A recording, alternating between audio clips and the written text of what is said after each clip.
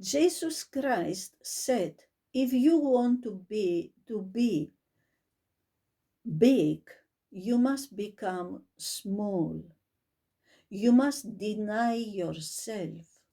You must be humiliated, humiliate yourself.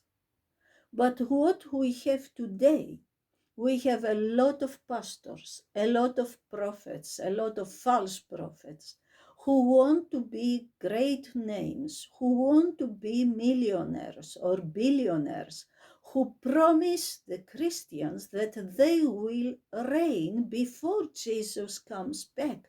This is a false gospel. This is great deception. If somebody tells you you will reign before Jesus coming back, this is absolutely deception. Run for your life.